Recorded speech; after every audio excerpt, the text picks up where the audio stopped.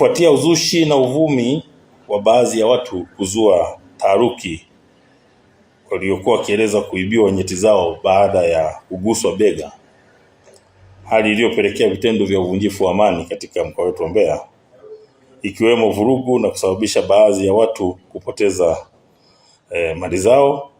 lakini baadhi kujeruhiwa, ni kwamba Jeshi la Polisi mkoa wa Mbeya kufuatia hali hiyo iliweza kufanya msako dhidi ya wale wote ambao walihusika katika tuhuma hizi na kufanikiwa kukamata watuhumiwa 85 kwa tuhuma hizi,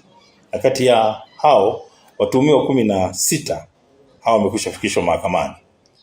na kesi zao zinaendelea, ziko katika hatua mbalimbali. Watuhumiwa 69 taratibu za sheria zinaendelea kukamilishwa ili na wao waweze kufikishwa mahakamani. Aidha, tarehe 9 mwezi wa 4 mwaka 2026 watuhumiwa watatu ambao sasa ni Onia Bahati Sanga mwenye umri wa miaka 20, huyu ni mkazi wa Ntokera, na Legani Joshua Kaseke naye ana umri wa miaka 20, naye ni mkazi wa Uyole. Hao walifikishwa katika mahakama ya mwanzo wilaya ya Rungwe. Watuhumiwa walitenda kosa hilo la kutaja watu kwamba wamewagusa bega na kupotelewa nyeti zao, ndio maana sisi tuliweza kuwakamata kwa sababu ya kutoa taarifa za uongo. Kwa hiyo baada ya taarifa hizo waliweza kukamatwa na upelelezi ulifanyika na mashauri haya yalipelekwa katika mahakama. Kwa hiyo mtuhumiwa mwingine Hashim William Mwanasenga mwenye umri wa miaka 29, huyu mkazi wa Mahangu, naye alifikishwa katika mahakama ya mwanzo Irongo wilaya ya Mbalali, naye aliweza kutiwa hatiani. Kwa hiyo watuhumiwa wote watatu kwa pamoja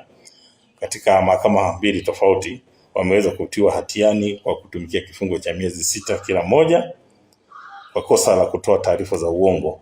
kwamba walipotelewa sehemu zao za siri. Jeshi la Polisi mkoa wa Mbeya linatoa wito kwa baadhi ya watu wanaozua taharuki na kutoa taarifa za uzushi au za uongo zinazosababisha vitendo vya uvunjifu wa amani kuacha mara moja. Aidha, Jeshi la Polisi mkoa wa Mbeya linakemea na kutoa onyo kali kwa wale wote ambao wanaandaa maudhui ya uongo na kusambaza kwenye mitandao ya kijamii kuacha mara moja, kwani hatua za kisheria dhidi yao zitachukuliwa na watafikishwa mahakamani.